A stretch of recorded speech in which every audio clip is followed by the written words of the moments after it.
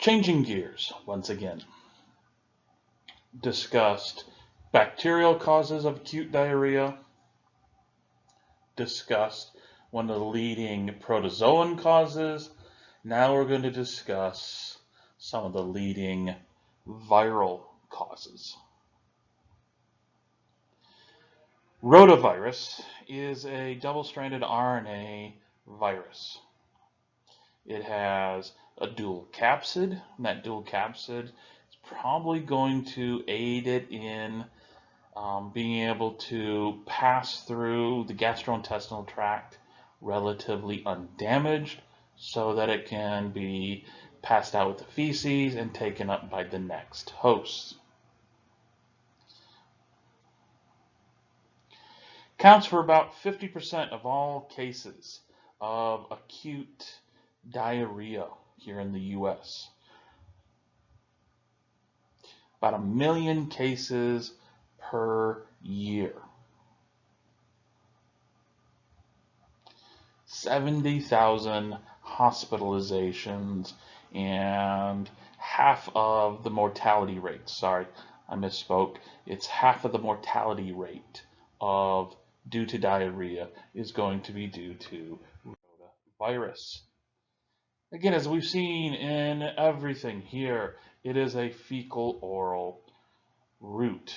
You are ingesting either in food or liquid form or even fomites of some fecal contaminant from somebody who has rotavirus, and it is being passed along. We find it's most prevalent in parts of the world with poor to no sanitation.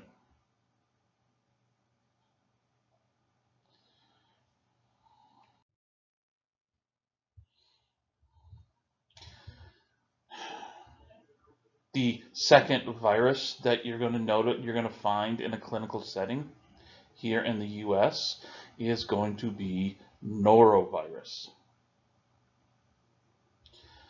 Norovirus, 5 times more prevalent as the cause of acute diarrhea. 5 times more prevalent than Salmonella, which is one of the leading bacterial causes. Lots of diarrhea, low on the hospitalization rate.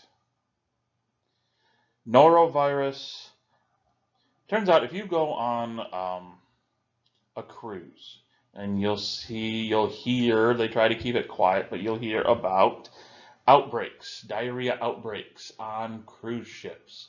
It's going to be one of these viruses. More often than not, it's a virus and not a bacterial contamination of the food.